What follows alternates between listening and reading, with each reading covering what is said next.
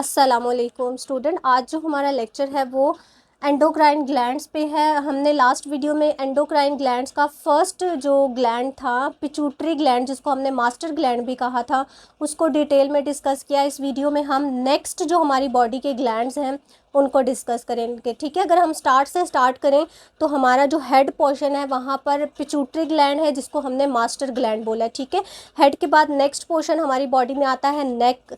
ठीक है, तो नेक में हमारे पास कौन से ग्लैंड्स प्रेजेंट हैं? Thyroid gland.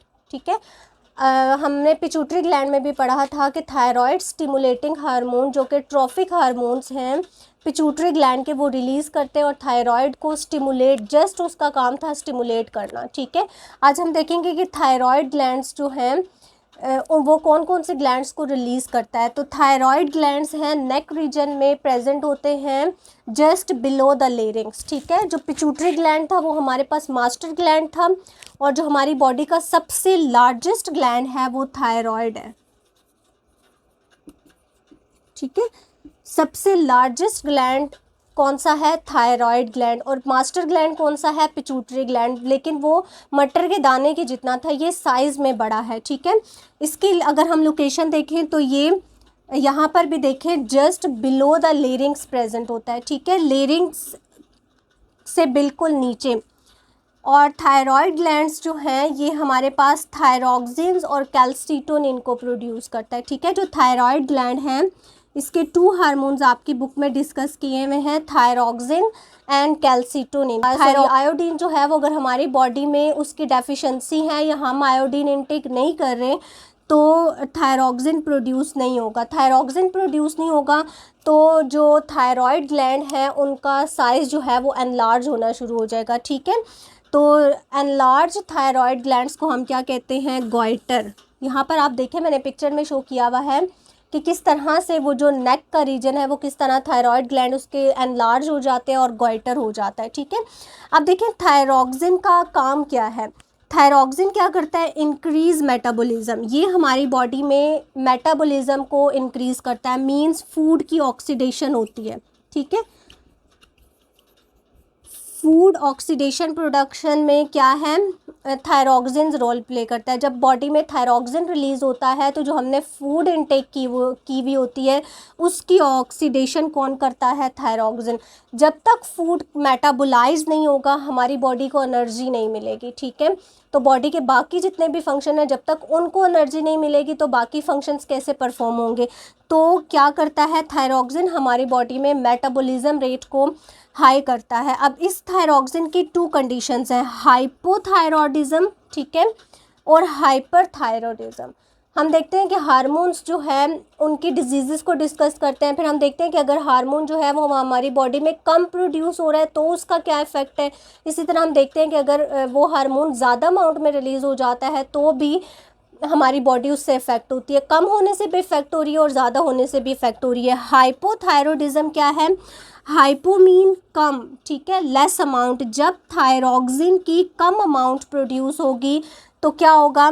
मेटाबॉलिज्म रेट जो है वो लो हो जाएगा। ठीक है, हमारी बॉडी जो हम फूड इनटेक कर रहे हैं उसकी ऑक्सीडेशन सही से नहीं होगी, हमारी बॉडी को लेस अमाउंट में एनर्जी मिलेगी, हमारी हार्ट बीट जो है वो भी लेस हो जाएगी। तो क्या हो जाएगा कि मेटाबॉलिज्म रेट हाइपोथायरॉयडिज्म कंडीशन में कम हो जाएगा।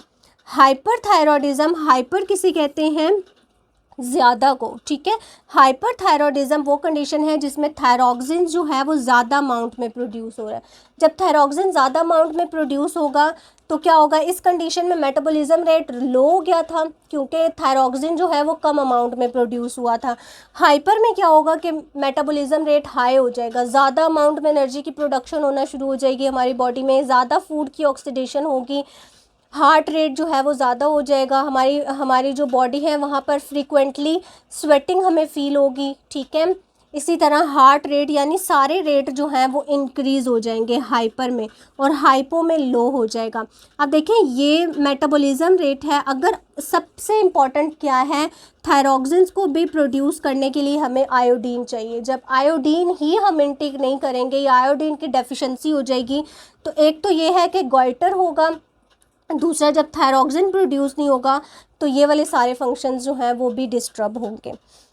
तो ये है थायराइड ग्लैंड। थायराइड ग्लैंड के साथ ही हमारे पास पैराथायराइड ग्लैंड्स है, जस्ट पोस्टीरियर साइड पे, ठीक है, पोस्टीरियर कहते हैं पीछे, तो थायराइड के पीछे हमारे पास 4 पैराथायराइड ग्लैंड्स है, ठीक है, दोनों साइडों पे 2-2 पैराथायराइड ग्लैंड्स हैं। जस्ट इसकी लोकेशन क्या है, posterior side of the thyroid gland. यहाँ पर देखें मैंने शो किया हुआ है, तो पोस्टीरियर साइड पे थायराइड के बिल्कुल पोस्टीरियर साइड पे क्या प्रेजेंट है, पैराथायराइड ग्लैंड, ठीक है। अब पैराथायराइड कौन सा हार्मोन रिलीज करता है, पैराथॉर्मोन, ठीक है, पैराथॉर्मोन पैराथायराइड ग्लैंड प्रोड्यूस करता है, ठीक है। जैसे थायराइड ग्लैंड ने 2 हार्मोन्स प्रोड्यूस किए थे, थायरॉक्सिन एंड कैल्सीटोनिन। मैंने यहाँ पर कैल्सीटोनिन को एक्सप्लेन नहीं किया, पैराथायराइड से पहले कैल्सीटोनिन को देख लेते हैं। कैल्सीटोनिन देखें, अब ये कैल्शियम से निकला हुआ वर्ड है, तो कैल्सीटोनिन भी कौन रिलीज करता है, थायराइड ग्लैंड। थायराइड ग्लैंड एक तो थायरॉक्सिन प्रोड्यूस हुआ जिससे मेटाबॉलिज्म रेट, यानी ये सारा हमारे पास जो है वो मेटाबॉलिज्म कौन कर रहे हैं, थायरॉक्सिन। इसी तरह कैल्सीटोनिन भी एक हार्मोन है जो थायराइड ग्लैंड प्रोड्यूस करते हैं, ठीक है। अब कैल्सीटोनिन क्या करेगा कि ये ब्लड में कैल्शियम लेवल को लो करेगा, ठीक है, कैल्शियम को ब्लड में से ले लेगा और किस में एब्जॉर्ब करा देगा, बोन्स में, ठीक है, ब्लड से लेकर बोन्स में एब्जॉर्ब करवाना काम किसका है, कैल्सीटोनिन का। और ये क्या करता है कि ये हमारी बॉडी में कैल्शियम लेवल को लो कर देता है। तो ये हमारे पास काम थे। अब पैराथायराइड ग्लैंड्स में हमारे पास पैराथॉर्मोन है, ठीक है। पैराथायराइड ग्लैंड कौन सा हार्मोन रिलीज कर रहा है, parathormone. It increases the level of calcium in the blood, bones become brittle. अब देखो कैल्सीटोनिन को उल्टा, इसके सारे फंक्शंस को अगर हम उल्टा कर दें तो वो पैराथॉर्मोन करता है। कैल्सीटोनिन क्या कर रहा था कि ब्लड में से ग्लूकोज को ले रहा था और उसको बोन्स में एब्जॉर्ब करवा रहा था, मींस हमारी बॉडी में, हमारे ब्लड में कैल्शियम की अमाउंट को लेस कर रहा था, ठीक है, कम कर रहा था। पैराथॉर्मोन क्या करेगा, जब ये प्रोड्यूस होगा तो ये हमारे ब्लड में कैल्शियम लेवल को हाई कर देता है, ठीक है। और इसमें क्या होता है कि कैल्शियम लेवल हाई हो जाता है और ये बोन्स में से कैल्शियम लेकर इसको किस में शामिल कर देता है, ब्लड में, ठीक है।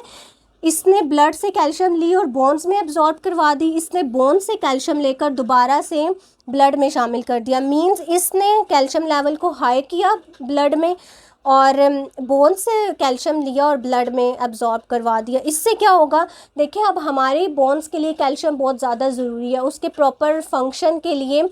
जब तक कैल्शियम उसके अंदर एक प्रॉपर अमाउंट में नहीं होगा हमारी बोन सही से काम नहीं करेंगी। तो सारा जब पैराथॉर्मोन ज़्यादा अमाउंट में रिलीज़ होगा तो क्या होगा कि ये बोन्स में से भी कैल्शियम को बाहर निकालेगा और उसको ब्लड में शामिल कर देगा। तो बोन्स में से जब कैल्शियम बाहर निकलेगा तो बोन्स ब्रिटल हो जाएंगी, जैसे लकड़ी टूट नहीं जाती और उसके अंदर से क्रिक की आवाज़ आती है, इसी तरह ब्रिटल हम उस चीज़ को कहते हैं जो इस तरह से टूट जाए, जैसे लकड़ी टूट जाती है। और डेफिशिएंसी ऑफ कैल्शियम क्या कॉज करती है, टेटनी, जैसे मसल क्रैम्प नहीं हो जाता अक्सर हमें लेटे हुए, पाँव के फिंगर पे हो गया, या मसल्स जो हैं वो क्रैम्प, जैसे ऐसे लगता है मसल्स जो हैं वो अपनी पोजीशंस चेंज करते हैं या उनके अंदर जो उसका जो फंक्शन है या उसकी जो पोजीशन है वो डिस्टर्ब होती है। किस वजह से, जब जो बोन्स के अंदर कैल्शियम है वो कम होगा तो बोन्स के साथ जो मसल्स अटैच हैं वो भी फंक्शनल में डिस्टर्ब होंगे, तो क्या होगा, टेटनी, जिसको हम मसल्स क्रैम्प भी बोलते हैं। तो ये फंक्शन है पैराथॉर्मोन का। देखिए थायराइड को हमने डिस्कस किया, सबसे पहले हमने पिट्यूटरी को डिस्कस किया जो हमारे ब्रेन में है, ठीक है। उसके बाद हमने नेक रीजन में आया, नेक रीजन में हमने थायराइड को डिस्कस किया, थायराइड के साथ ही क्या अटैच्ड है, पैराथायराइड। अब अगर हम नीचे बॉडी में नीचे की तरफ मूव करें तो नीचे क्या है, एड्रीनल ग्लैंड है, ठीक है। Adrenal gland situated above the kidney. For example ये हमारे पास क्या है, किडनी, ठीक है, ये किडनी के जस्ट अबव प्रेजेंट होते हैं। ये किडनी है तो किडनी के ऊपर इस तरह से, जैसे कि इसकी कैप है, ठीक है, जैसे कि एक किडनी के ऊपर एक कैप सी प्रेजेंट है, ये ग्लैंड्स हैं, ठीक है। किडनी के ऊपर 2 किडनी है तो 2 ग्लैंड्स होंगे, ठीक है। उन ग्लैंड्स को हम क्या कहते हैं, एड्रीनल। रीनल हम बोलते हैं किडनी को, ठीक है। साइंटिफिक वर्ड में हम रीनल बोलते हैं किडनी को, और एड मीन एडजेसेंट, यानी जो किडनी के साथ एडजस्ट हैं, इनको हम क्या कहेंगे, एड्रीनल ग्लैंड। देखिए एड्रीनल ग्लैंड की पोजीशन मैंने आपको बता दी, just situated above the kidney. अब जैसे कि हम डिस्कस करते हैं कोई भी चीज़ की जिसका स्ट्रक्चर हम डिस्कस कर रहे होते हैं, तो उसका जो आउटर पोर्शन होता है वो क्या कहलाता है, कॉर्टेक्स, ठीक है।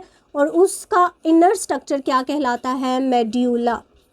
यहाँ पर कॉर्टेक्स और मेड्यूला को अलग अलग बताने का मकसद ये है कि इन दोनों के अलग अलग काम है, ठीक है। ये जो हमारे पास एड्रीनल ग्लैंड प्रेजेंट है, इसका जो कॉर्टेक्स है ये अलग हार्मोन रिलीज़ करता है, और इसका जो इनर वाला पार्ट है मींस मेड्यूला है, वो अपने अलग फंक्शन परफॉर्म करता है, ठीक है। तो एड्रीनल मेड्यूला क्या करता है, ये वाला जो इसका इनर पोर्शन है ये 2 हार्मोन्स रिलीज़ करता है, या एक ही हार्मोन के 2 नाम हैं, एड्रीनलाइन एंड एपिनेफ्राइन, ठीक है। ये हार्मोन कौन रिलीज़ करता है, adrenal medulla. Adrenal medulla means जो रीनल के ये एड्रीनल ग्लैंड्स हैं, इसका जो इनर पोर्शन है वो मेड्यूला कहलाता है। तो मेड्यूला से हमारे पास एड्रीनलाइन या फिर एपिनेफ्राइन हार्मोन रिलीज़ होते हैं। इनको हम एमरजेंसी हार्मोन्स भी क्यों कहते हैं, ये हमारे, तो एमरजेंसी सिचुएशन कोई भी हो सकती है, हम किसी चीज़ से खौफजदा हो सकते हैं, वो हमारे लिए एमरजेंसी कंडीशन हो सकती है। हमने किसी चीज़ से भागना है, जैसे एक प्ले ग्राउंड में एक खिलाड़ी खेल रहा है तो उसके लिए कैच करना भी उसके लिए एक एमरजेंसी कंडीशन है, ठीक है। तो ये एमरजेंसी कंडीशन में काम करता है। एमरजेंसी कंडीशन में क्या होता है कि मेरी बॉडी की हार्ट बीट रेट तेज़ हो जाती है, ठीक है, मेरी मसल्स मूवमेंट फास्ट हो जाती है। तो इस तरह की जो एमरजेंसी सिचुएशन में मेरी बॉडी को हैंडल कर कौन से हार्मोन्स करते हैं, adrenaline and epinephrine.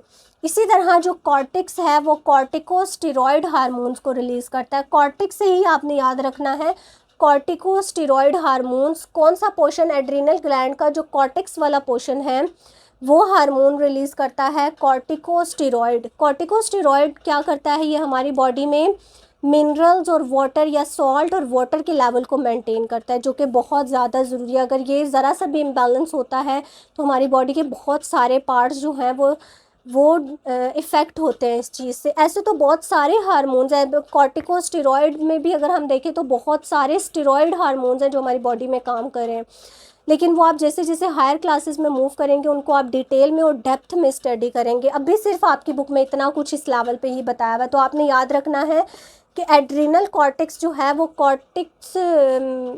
Adrenal cortex से कौन सा हार्मोन निकलता है, कॉर्टिकोस्टेरॉइड, जो वाटर और सॉल्ट के लेवल को हमारी बॉडी पे मेंटेन करता है। अब जस्ट किडनीज़ के साथ ही हमारे पास क्या है, डाइजेस्टिव सिस्टम भी प्रेजेंट है जस्ट बिलो। तो लीवर के साथ हमारे पास एक लीफ शेप में स्ट्रक्चर प्रेजेंट होता है जिसे हम पेंक्रियाज भी कहते हैं, ठीक है। पेंक्रियाज खुद एक ग्लैंड है जो केमिकल्स को सिक्रीट करता है, और अगर हम इसके स्ट्रक्चर की बात करें तो ये इस तरह से लीफ लाइक स्ट्रक्चर होता है, ठीक है। यहाँ पर देखें इसका जो ज़्यादा पोर्शन है वो डक्टेड है, मींस इसकी जितनी भी ज़्यादा जो इसकी सिक्रीशंस होती हैं वो डक्ट में होती हैं, ठीक है। अगर ये हमारे पास ये पेंक्रियाज है तो इसकी ज़्यादा सिक्रीशंस कहाँ होंगी, डक्ट के अंदर। इसने जो भी केमिकल्स रिलीज़ करने हैं जो डाइजेशन में हेल्प आउट कर रहे हैं, तो ये किसके थ्रू करेगा, डक्ट के थ्रू, ठीक है। और हमने पढ़ा था कि जो हार्मोन्स होते हैं वो डक्ट लेस होते हैं, ठीक है।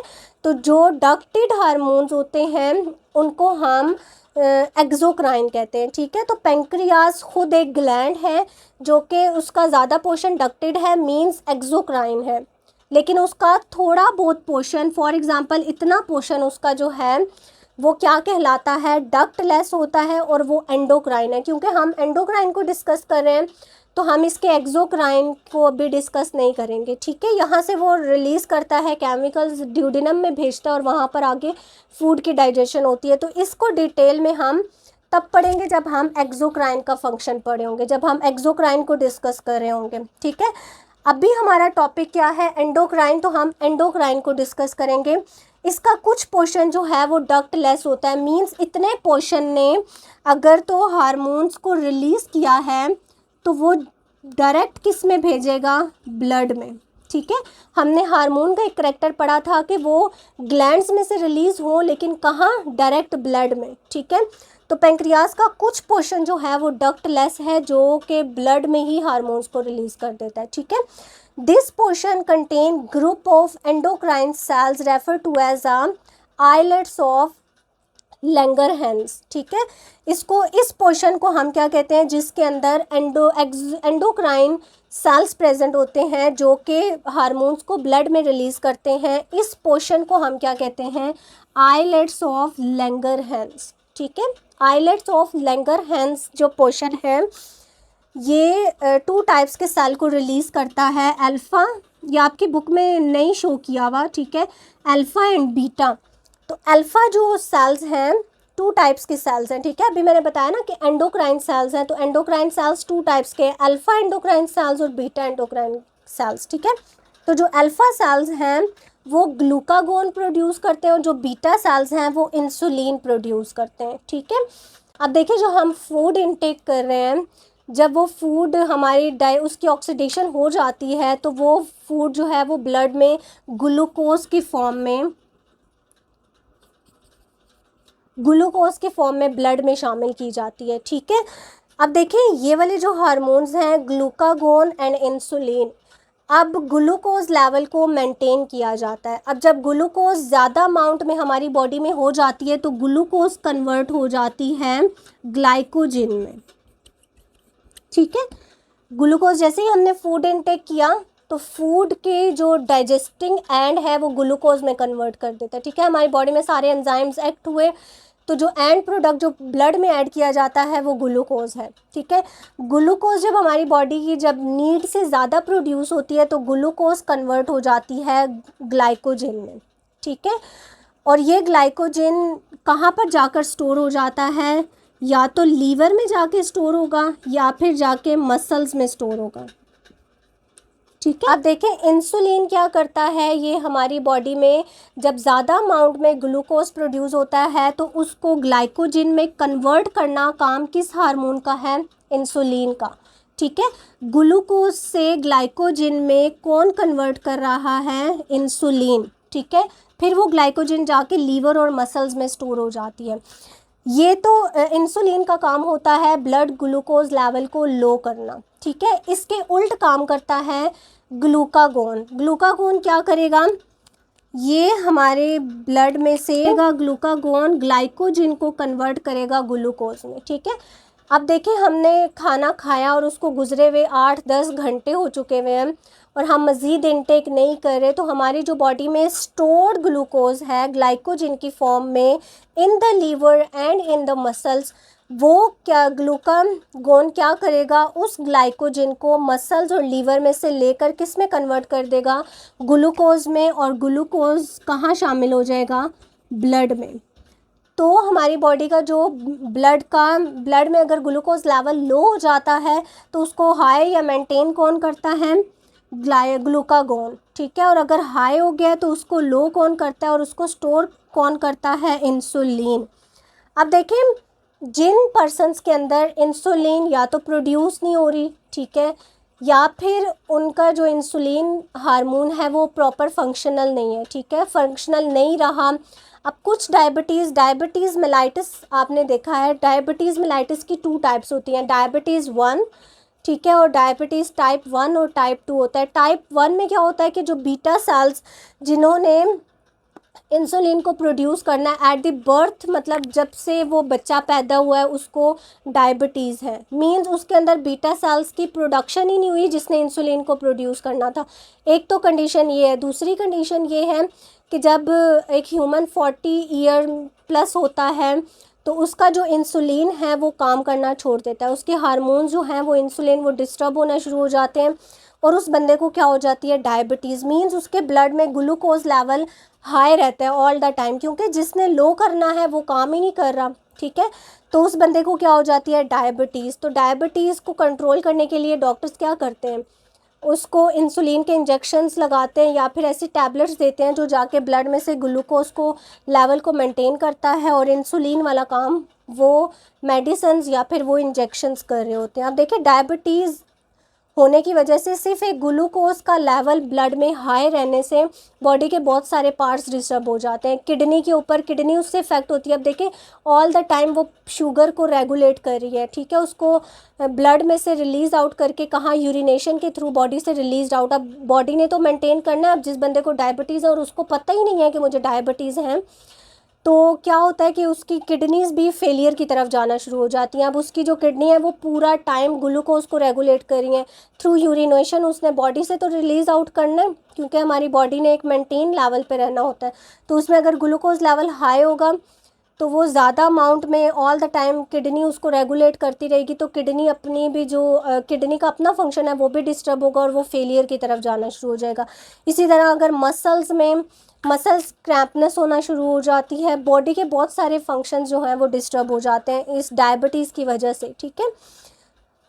तो ये हमारा पेंक्रियास का पोर्शन था। यहाँ पर आपको एक टेबल डिस्कस किया हुआ है कि डायबिटीज़ अगर आपने चेक करनी, यहाँ पर 3 कंडीशंस दी हुई हैं। अगर यहाँ आप टेबल चेक करें, मैंने आपकी बुक से ही पिक्चर लेकर यहाँ पर ऐड की है।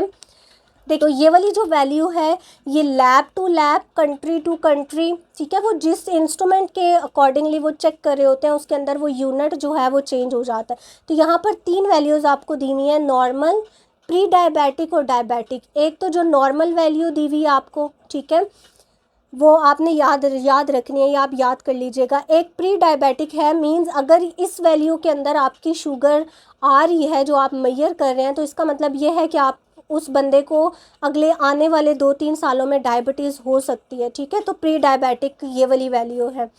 और एक वैल्यू आपको दी हुई है डायबिटिक, जिसमें अगर वो लेवल आपके पास वो वैल्यू आ रही है तो इसका मतलब है कि वो बंदा जो है वो डायबिटिक है। अब जो नेक्स्ट हमारा ग्लैंड है वो है गोनेड्स, ठीक है। ये हमारे पास 2 टाइप्स के होते हैं। बाकी जितने भी ये वाले ग्लैंड्स हैं ये मेल हो फीमेल हो सब में सेम है, ठीक है। जैसे थायराइड ग्लैंड है तो उसने मेल के अंदर और फीमेल के अंदर ये वाले ही हार्मोन्स रिलीज़ करना है और इन्होंने यही वाला फंक्शन परफॉर्म करना है। लेकिन ये वाले जो गोनेड्स हार्मोन्स, गोनेड्स ग्लैंड्स हैं, ये मेल और फीमेल के अंदर अलग अलग होते हैं, ठीक है, मींस डिफरेंट होते हैं और ये डिफरेंट फंक्शन परफॉर्म करते हैं। जैसे कि मेल गोनेड्स कौन से हैं, टेस्टिस हैं, जो कौन सा हार्मोन रिलीज़ करेंगे, टेस्टोस्टेरोन, ठीक है। ये प्यूबर्टी की एज में अगर ये टेस्टोस्टेरोन रिलीज़ होता है, आप देखें जो बॉयज़ होते हैं जब वो टीन एज में से गुजर रहे होते हैं तो उनकी बॉडी में टेस्टोस्टेरोन हार्मोन रिलीज़ होता है जो उनके अंदर मेल हार्मोन्स को रिलीज़ करता है, ठीक है। सेकेंडरी सेक्स करैक्टर्स उनमें डेवलप होना शुरू हो जाते हैं, जैसे उनके फेस पे जो है वो दाढ़ी अपीयर होना शुरू हो जाती है, ठीक है। इसी तरह उनकी आवाज़ भारी होना शुरू हो जाती है। तो ये काम कौन करता है, टेस्टोस्टेरोन, और ये मेल के अंदर प्रोड्यूस होते हैं। मेल गॉनेड्स में टेस्टिस हैं जो टेस्टोस्टेरोन को प्रोड्यूस करेंगे। इसी तरह फीमेल गॉनेड्स में ओवरीज हैं, ठीक है। ओवरीज कौन से रिलीज़ को कौन से हार्मोन्स को रिलीज़ करते हैं, प्रोजेस्टेरोन और एस्ट्रोजन, ठीक है। प्रोजेस्टेरोन और एस्ट्रोजन ये भी फीमेल के अंदर स्पेशल, इनके भी हार्मोन्स, इनका भी अपना काम है, ठीक है। जैसे ये फीमेल के अंदर एनलार्ज ब्रेस्ट है। अब हेड पे इनके जो बाल हैं वो फीमेल के ज़्यादा टाइम तक रहते हैं, ठीक है। लॉन्ग हेयर्स की ग्रोथ होती है इनके हेड पे। और जो मेल हैं इनका आपने अक्सर देखा है कि इनके हेड के ऊपर यहाँ से बाल ही उड़ जाते हैं, ठीक है।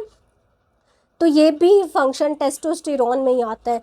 तो ये गॉनेड्स हार्मोन्स हैं जो कि मेल और फीमेल में अलग अलग होते हैं। बाकी ये वाले जितने भी ग्लैंड्स हैं ये सेम फंक्शन परफॉर्म करते हैं, चाहे मेल है या चाहे फीमेल है। तो ये हमारा लेक्चर था।